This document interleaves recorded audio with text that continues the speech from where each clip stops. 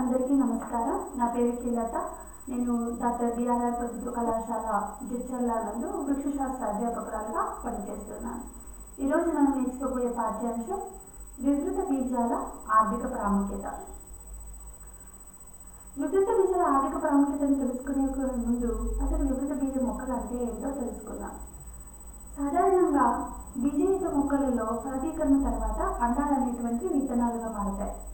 ఈ విత్తనాలు అనేటువంటివి ఎటువంటి ఆచ్ఛాదనం లేకుండా కొన్ని మొక్కల్లోనేమో ఆచ్ఛాదనం కలిగి ఉండడం జరుగుతుంది. ఈ ఆచ్ఛాదనం కలిగినటువంటి మొక్కలని మనం ఆవృత బీజాలు అని అంటాం. ఎటువంటి ఆచ్ఛాదనం లేకుండా కలిగిన విత్తనాలను కలిగినటువంటి మొక్కలను మొట్టమొదటిసారిగా థియోఫ్రాస్టస్ అనేటువంటి శాస్త్రవేత్త గుర్తించి వాటిని ఒక ప్రత్యేక వర్గంగా గుర్తించడం జరిగింది. వాటికి జిమ్నోస్పెర్మ్ అని పేరు పెట్టాడు. గ్రీకు భాషలో జిమ్ను అనగా నగ్నము అని, స్పెర్మ్ అనగా బీజాలు లేదా విత్తనాలని, అంటే నగ్నయుత విత్తనాలు లేదా అండాలను కలిగినటువంటి మొక్కలను ఇక్కడ వివృత బీజాలు లేదా జిమ్నోస్పెర్మ్ అని పిలవడం జరిగింది. ఇవి చాలా ప్రాచీనమైనటువంటి మొక్కలు. ప్రస్తుతం ఉన్నటువంటి వృక్ష సంపదలో ఈ యొక్క వివృత బీజాల సంఖ్య చాలా తక్కువగా ఉంటుంది. సజీవంగా ఉన్నటువంటి ప్రజాతులలో సుమారు 70 ప్రజాతులను 725 జాతులను ఇప్పటివరకు గుర్తించారు. వీటిలో భారతదేశంలో ప్రస్తుతం 14 ప్రజాతులు 52 జాతులు మాత్రమే ఇక్కడ విస్తరించి ఉన్నాయి. ఇవన్నీ కూడా సైకెడెల్స్, కోనిఫెరస్, టాక్సైల్స్, ఎఫిడ్రైల్స్, నీటెలిస్ అనేటువంటి క్రమాలకు చెందినటువంటి మొక్కలు. అయితే ఈ వివిధ బీజాలు మనకి అనేక రకాలుగా ఉపయోగపడతాయి. అలంకరణ మొక్కలుగాను, కలపనిచ్చే మొక్కలుగా, రెజిన్లు, వాటి నుంచి లభించేటువంటి రెజిన్లు వివిధ రకాలుగా ఉపయోగపడుతుంటాయి. ఆవశ్యక తైలాలు, పేపర్ పరిశ్రమ, ఆహారంగా, మరికొన్ని మందు మొక్కలుగా కూడా ఉపయోగపడతాయి. వీటి గురించి ఇప్పుడు తెలుసుకుందాం.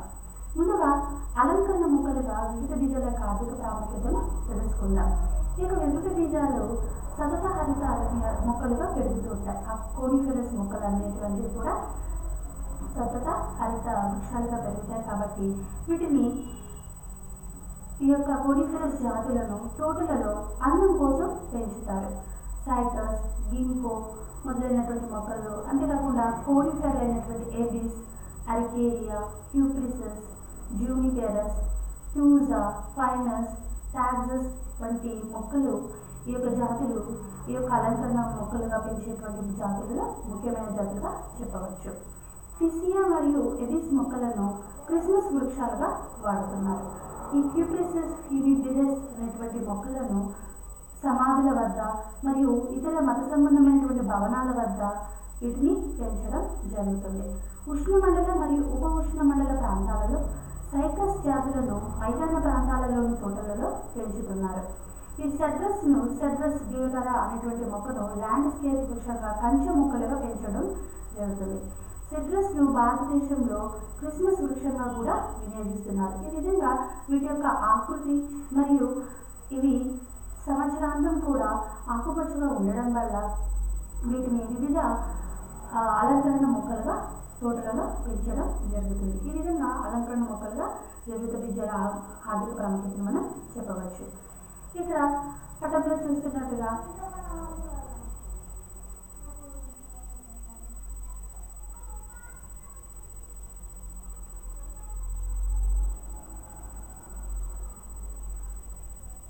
చూసుకుంటే మనకి ఈ మొదటి పటంలో ఉన్నటువంటి మొక్క సైకస్ మొక్క. ఈ సైకస్ మొక్కను మనము మైదాన ప్రాంతాల్లో తోటల్లో మధ్యలో పెంచుకోవడం జరుగుతుంది. ఇక్కడ పైనస్ మొక్కలు, టూజా మొక్కలు మరియు క్యూప్రిసస్ మొక్కలను ఈ విధంగా వివిధ రకాలుగా వీటిని అలంకరణ కోసం పెంచుకోవడం జరుగుతుంది. ఇక కలపనిచ్చే మొక్కల గురించి తెలుసుకుందాం. ఇక కోనిఫెరస్ల నుండి లభించేటువంటి కలప అనేటువంటిది లేత వర్ణంలో ఉండి తేలికపాటి కలపను ఇది కలిగి ఉండడం జరుగుతుంది. అందుకని బలము, మన్నిక అవసరం లేనటువంటి చోట ఈ కలపను ఎక్కువగా వినియోగించుకుంటారు. అందువల్ల ఈ కలపను ఫర్నిచర్, ఇంటి సామాను, అలంకరణ వస్తువుల తయారీలో విస్తృతంగా వీటిని ఉపయోగిస్తున్నారు. వివిధ జాతులు ఈ యొక్క కలపనిచ్చే మొక్కలుగా ఉపయోగపడుతున్నాయి. వాటి గురించి ఇప్పుడు మనం తెలుసుకుందాం. ఏబిస్ జాతులు. ఏబిస్ ఆల్బా అనేటువంటి మొక్క యూరోప్లో లభించే ప్రధానమైన కలపనిచ్చే మొక్క. ఈ ఏడిస్ బాల్సామియా అనేటువంటి మొక్క తూర్పు అమెరికా మరియు కెనడాలో పేపర్ తయారీకి వీటిని ఉపయోగిస్తున్నారు. భారతదేశంలో ఎడిస్ పాండ్రా, ఎడిస్ స్పెక్టాబిలిస్, ఎడిస్ స్మిథియానా కలపను చెక్క పెట్టెలు, అగ్గిపుల్లలు, రైలు పెట్టెలు, రైలు బోగీల తయారీలో వీటిని విరివిగా వినియోగిస్తున్నారు. అగాడిస్ ఆస్ట్రేలిస్ అనేటువంటి మొక్క ప్రపంచంలో అతి ముఖ్యమైనటువంటి కలపనిచ్చే జాతిగా చెప్పవచ్చు. ప్రధానంగా ఆస్ట్రేలియా, న్యూజిలాండ్ దేశాలలో ఎక్కువగా ఇది వినియోగంలో, ఈ యొక్క కలప అనేటువంటి వినియోగంలో ఉంది. కలప తేలికగా ఉండి శ్రేష్టమైన మెరుగును కలిగి ఉండడం వల్ల వీటిని పడవలు, పెట్టెలు, ఇంటి నిర్మాణంలో మరియు చెక్క పనిముట్లను తయారు చేయడానికి వీటిని వాడుతున్నారు. పైనస్ జాతులను కూడా కలపనిచ్చే మొక్కలుగా మనం ఉదాహరణగా చెప్పవచ్చు. ఈ జాతుల నుంచి లభించే కలప దృఢంగా ఉండి మోస్తారు మన్నికను కలిగి ఉంటుంది. ప్రధానంగా వీటిని వంతెనలు, పడవలు, రైలు పెట్టెల తయారీలో ఎక్కువగా విరిగా వాడుతున్నారు. భారతదేశంలో ఎక్కువ వినియోగంలో ఉన్నటువంటి కలప అనేటువంటిది పైనస్ రాక్స్బర్గి అనేటువంటి వృక్షం జాతి నుంచి లభించినటువంటి కలపను ఎక్కువగా వాడుతున్నారు. ఇక సెడ్రస్ జాతులను గురించి తెలుసుకుందాం. ఈ సెడ్రస్ దియోదర అనేటువంటి మొక్క యొక్క అంతర్గాలు దృఢంగా ఉండి గట్టిగా ఉండి మంచి సువాసనను కలిగి ఉంటుంది. అంతేకాకుండా ఇది వివిధ కీటకాలను, శిలీంధ్రాలను ఎదుర్కొని ఉండేటువంటి శక్తిని కలిగి ఉంటుంది. కాబట్టి ఎక్కువ మన్నికను కలిగి ఉంటుంది. కాబట్టి వీటిని ఈ యొక్క కిటికీలు, తలుపులు, ఫర్నిచర్, కరెంటు స్తంభాలు మరియు ఇంటిలో నేలపై పరచడానికి, ఫ్లోరింగ్పై పరచడానికి ఉపయోగిస్తూ ఉంటారు. అంతేకాకుండా రైల్వే స్లీపర్లు, రైలు పెట్టెల తయారీలో కూడా వీటిని వినియోగిస్తూ ఉన్నారు. జూనిపెరస్ జాతులు. ఈ యొక్క జూనిపెరస్ జాతుల యొక్క కలప అనేటువంటి దృఢంగా ఉండి మన్నికను కలిగి ఉండడం జరుగుతుంది. వీటి ఈ జూనిపెరస్ మొక్కల యొక్క కలప నుంచి పెన్సిల్స్ తయారీ, పడవలు, కార్పెంటరీ పనులలో వీటిని ఎక్కువగా ఉపయోగిస్తున్నారు. జూనిపెరస్ వాలిచియానా అనేటువంటి మొక్క నుంచి వచ్చినట్టు లభించిన కలపను బుద్ధుని ఆలయాలలో ధూపంగా వాడుతున్నారు. అంతేకాకుండా టాక్సస్ బకెటా అనేటువంటి మొక్క నుంచి లభించేటువంటి కలప అధిక బరువును కలిగి మన్నికను కలిగి ఉండడం జరుగుతుంది. దీనిని పూర్వకాలంలో ఈ కలప నుంచి బాణాలు తయారు చేసుకునేవారు. క్యూప్రిసస్ జాతులు. క్యూప్రిసస్ ల్యూసిటానికా మరియు క్యూప్రిసస్ మ్యాక్రోకార్పా కలప పసుపు లేదా గోధుమ వర్ణంలో ఉండడం జరుగుతుంది. ఈ కలప అనేటువంటిది రెజిన్లతో నిండి ఉండి మంచి నాణ్యతను కలిగి ఉంటుంది. మంచి నాణ్యతను కలిగి ఉండడం వల్ల ఈ కలపను ఇంటి నిర్మాణంలోను, ఫర్నిచర్ తయారీలో ఎక్కువగా వాడుతున్నారు. అంతేకాకుండా కొన్ని ప్రదేశాల్లో, దేవాలయాలలో దీనిని అగరబత్తి వల్ల కూడా వాడతారు. టాక్సోడియం జాతులు. ఈ టాక్సోడియం కలప అనేటువంటిది ముదురు వర్ణంలో ఉంటుంది. అంతేకాకుండా ఇది చెదపురుగులకు నిరోధకతను చూపుతుంది. ఇంటి నిర్మాణంలో ఫెన్సింగ్ కర్రలుగాను, ద్రవ పదార్థాలను నిల్వ చేసే పీపాలను తయారు చేయడంలో, రసాయన పదార్థాలను నిల్వ చేసే తొట్టిల తయారీలో ఈ కలప అనేటువంటిది మన్నికైనది. కాబట్టి ఈ విధంగా వీటిని కలప నిచ్చే మొక్కలుగా ఉపయోగించే కలపని వివిధ రకాల తయారీలో ఉపయోగించుకోవడం జరుగుతుంది. ఇక వివిధ బీజాల నుంచి లభించేటువంటి రెజిన్లు వాటి యొక్క ప్రాముఖ్యతల గురించి ఇప్పుడు మనం తెలుసుకుందాం. ఈ వివిధ బీజాల యొక్క కాండాలలో రెజిన్లను కలిగి ఉండడం వివిధ బీజాల యొక్క ముఖ్యమైనటువంటి లక్షణం. ఈ రెజిన్లను కాండాలకు, వివిధ బీజాల యొక్క మొక్కల యొక్క కాండాలకు ఘాటు పెట్టి ఈ రెజిన్లను ఆ మొక్కల నుంచి సేకరిస్తూ ఉంటారు. ఈ రెజిన్లు అనేటువంటివి 3 రకాలుగా మనం వీటిని వర్గీకరించుకోవచ్చు. దృఢమైన రెజిన్లని, ఓలియో రెజిన్లని, జిగురు రెజిన్లని. దృఢమైన రెజిన్స్లలో ఇక్కడ ఈ యొక్క ఆవశ్యక తైలాల శాతం అనేటువంటిది ఒక మోస్తారుగా ఉంటుంది. ఓలియో రెజిన్లో ఆవశ్యక తైలాలు ఎక్కువగా ఉంటాయి. జిగురు రెజిన్లలో ఆవశ్యక తైలాల శాతం తక్కువ. ఇది జిగురుగా ఉండడం జరుగుతుంది. రెజిన్లు అనేటువంటివి సాధారణంగా ఇవి నీటిలో కరగవు. కేవలం ఇవి కర్బన ద్రావణాలలో మాత్రమే కరుగుతాయి. ఈ రెజిన్లు అనేటువంటివి ఎక్కువగా కూలిఫర్ జాతుల నుండి మనకు లభిస్తాయి. ఈ రెజిన్లను పేపర్ సైజింగ్, వివిధ వార్నిష్ల తయారీలో, లక్క, పెయింటింగ్ల తయారీలోను, మందుల తయారీలో కూడా వీటిని ఎక్కువ విరివిగా వాడుతున్నారు. వివిధ రకాల రెజిన్ల గురించి మనం ఇప్పుడు తెలుసుకుందాం. రోజిన్ అనేటువంటి ఈ రెజిన్ని వుడ్ రెజిన్ అని కూడా సాధారణంగా పిలుస్తూ ఉంటారు. ఈ పైన్ల నుండి కోనిఫెరస్లకు చెందినటువంటి పైనస్ మొక్కల నుంచి లభించే ఓలియో రెజిన్ నుండి స్వేదన ప్రక్రియ ద్వారా వీటిని వేరు చేస్తారు. భారతదేశంలో లభించేటువంటి టర్పెంటైన్ అనేటువంటి ఓలియో రెజిన్ పైనస్ జాతుల నుండి ఎక్కువగా మనకి ఈ యొక్క భారతదేశం భారతదేశంలో పైనస్ జాతుల నుంచి లభిస్తుంటుంది. పైనస్ వాలిచియానా, పైనస్ రాక్స్బర్గర్, పైనస్ ఇన్సిలియారిస్, కొద్ది మొత్తంలో ఫిసియా, ఏవిస్, లారిక్స్ల నుండి కూడా ఈ రోజిన్ అంటే వుడ్ రెజిన్ అనేటువంటి మనకు లభిస్తుంది. ఇది పసుపు ఎరుపు గోధుమ వర్ణంలో ఉండి మంచి సువాసనను కలిగి ఉంటుంది. కాబట్టి వీటిని స్పెషల్ క్వాలిటీ వార్నిష్లు, లిథోగ్రాఫిక్ పనులలో, అంతేకాకుండా వివిధ జంతువుల మందుల తయారీలో కూడా వీటిని వినియోగిస్తూ ఉన్నారు. ఇక కోపాల్ అనేటువంటి రెజిన్ గురించి తెలుసుకుందాం. ఇది దృఢమైనటువంటి రెజిన్. ఆవశ్యక తైలంను తక్కువ పరిమాణంలో కలిగి ఉండి అధిక ద్రవ్యబహుళ స్థానములు కలిగి ఉండడం వల్ల ఈ కోపాల్ అనేటువంటి రెజిన్ని ఎక్కువగా వార్నిష్ల తయారీలో వీటిని ఉపయోగిస్తూ ఉంటారు. ఎక్కువగా కోపాల్ అనేటువంటి రెజిన్ సజీవ మరియు శిలాజ ప్రజాతుల నుండి మనకి లభిస్తుంది. భారతదేశంలో అగాడిస్ ఆల్బా నుండి లభించే కోపాలను మనీలా కోపాల్ అని కూడా అంటారు. వీటిని ఈ కోపాల్ని స్పిరిట్ వార్నిష్ల తయారీలో దీన్ని విరివిగా వాడతారు. అంతేకాకుండా అరికేరియా అంగిస్టిఫోలియా నుంచి లభించేటువంటి కోపాల్ మంచి సువాసనను కలిగి ఉంటుంది. కాబట్టి వీటిని మైనపు ఒత్తుల తయారీలో వాడుతున్నారు. అంతేకాకుండా సెలిబస్ అనేటువంటి దేశంలో అరికేరియా నుంచి లభించేటువంటి రెజిన్లను దివిటీల తయారీలో ఎక్కువగా వాడుతున్నారు. శాండరాక్ పసుపు వర్ణంలో ఉండేటువంటి గట్టి రెజిన్, దృఢమైన రెజిన్ మనం ఇక్కడ శాండరాక్ అని అంటాం.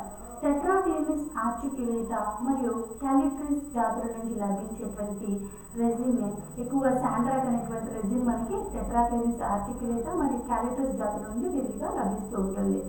ఈ యొక్క శాండరాక్ అనేటువంటి రెజిన్ని లోహపు వస్తువుల యొక్క వార్నిష్లలో పలుచని పూతగా వీటిని వాడుతుంటారు. అంతేకాకుండా మందుల తయారీలో పిల్ వార్నిష్లలాగా కూడా వీటిని వాడుతున్నారు.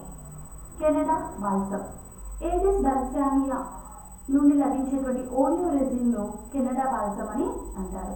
ఇది త్వరగా గట్టిపడక, అంతేకాకుండా స్ఫటిక రూపంలో కూడా మారకుండా ఉండేటువంటి స్వభావాన్ని కలిగి ఉంటుంది. కాబట్టి దీనిని సూక్ష్మదర్శిని ద్వారా పరిశీలించే వృక్ష జంతు భాగాలను మౌంటింగ్ మీడియంగా వీటిని ఉపయోగిస్తూ ఉంటారు.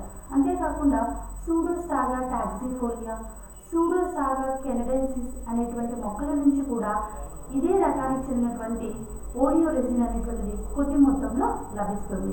ఎక్కువగా అయితే ఎవిస్ బాల్సామియా నుంచి లభించేటువంటి ఓలియో రెజిన్ మనం ఇక్కడ కెనడా బాల్సమ్ అంటున్నాం. వీటిని మౌంటింగ్ మీడియంగా ఉపయోగిస్తాం. చివరిగా యాంబర్ అనేటువంటి రెజిన్ గురించి తెలుసుకుందాం. పైన సక్సినిఫెరా అనేటువంటి శిలాజ కాండం నుంచి లభించే పసుపు వర్ణపు రెజిన్ని మనం ఇక్కడ యాంబర్ అని అంటాం. దీనిని మైనింగ్ ప్రక్రియ ద్వారా వెలికి తీస్తారు. సాధారణంగా బాల్టిక్, మడగాస్కర్, సిసిలీ, బర్మా దేశ తీర ప్రాంతాల్లో బ్లూ ఎర్త్ నుంచి మైనింగ్ ప్రక్రియ ద్వారా దీన్ని లభించడం జరుగుతుంది. ఎక్కువగా ఈ యాంబర్ అనేటువంటిది ఈ యొక్క మొక్కల నుంచి కోనిఫెరస్ జాతుల యొక్క కాండంల నుంచి బయటికి రావడం జరుగుతుంది. ఈ ఎక్కువగా ఈ యొక్క రెజిన్ అనేటువంటిది ఎప్పుడైతే వెలుపలికి వస్తుందో అది ఎప్పుడు తర్వాత గట్టిపడడం అనేటువంటి జరుగుతుంది. ఇది చూడడానికి మంచి ఆకర్షణీయంగా ఉండడం జరుగుతుంది. దీనిని ఎక్కువగా ఎక్స్రే థెరపీలో వినియోగిస్తారు. అంతేకాకుండా ఏదైనా ఒక కీటక దేహము ఈ జిగురు రెజిన్లోకి చిక్కుకుని ఉన్నప్పుడు దాని తర్వాత ఈ జిగురు రెజిన్ అనేటువంటిది గట్టిగా మారడం వల్ల అక్కడ ఆ కీటక దేహం అనేటువంటిది కొన్ని వేల సంవత్సరాల వరకు కూడా అది శిలాజంగా మారి ఉండడం జరుగుతుంది. కీటక దేహం అనేటువంటిది క్షీణించకుండా ఉంటుంది. అంతేకాకుండా ఈ యాంబర్ అనేటువంటిది రక్తాన్ని గడ్డకట్టకుండా ఉండేటువంటి లక్షణాన్ని కలిగి ఉంటుంది. కాబట్టి రక్తాన్ని నిల్వ చేయడానికి ఉపయోగించేటువంటి బాటిల తయారీలో ఈ యాంబర్ని విరిగా వాడుతున్నారు. అంతేకాకుండా పూసల తయారీలో, నగిషీలు, ఇతర ఆభరణ తయారీలో ఎక్కువగా ఈ యాంబర్ని ఉపయోగిస్తున్నారు. ఇక ఆవశ్యక తైలాలు, మనకి వివిధ బీజాల నుంచి లభించేటువంటి ఆవశ్యక తైలాల గురించి తెలుసుకుందాం. వివిధ రకాలైనటువంటి మొక్కలు ఈ యొక్క ఆవశ్యక తైలాలను కలిగి ఉండడం జరుగుతుంది. హెమ్లాక్ తైలం, సూగా కెనడెన్సిస్, సూగా హెటిరోఫిల్లా, ఫిసియా గ్లాకా నుండి లభించేటువంటి తైలంను హెమ్లాక్ తైలం అని అంటాం. దీనిని డియోడరెంట్గా వాడుతుంటారు. వివిధ సబ్బుల తయారీలో ఎక్కువగా వీటిని వినియోగిస్తుంటారు. ఏబిస్ సైబీరికా అనేటువంటి మొక్క నుంచి సైబీరియన్ తైలం అనేటువంటిది ఆవశ్యక తైలం మనకి లభిస్తుంది. వీటిని ఎక్కువగా షేవింగ్ సబ్బులు, స్నానపు సబ్బులు, అలంకరణ సామాగ్రి, డియోడ్రెంట్ల తయారీలో ఎక్కువగా దీన్ని వాడుతున్నారు.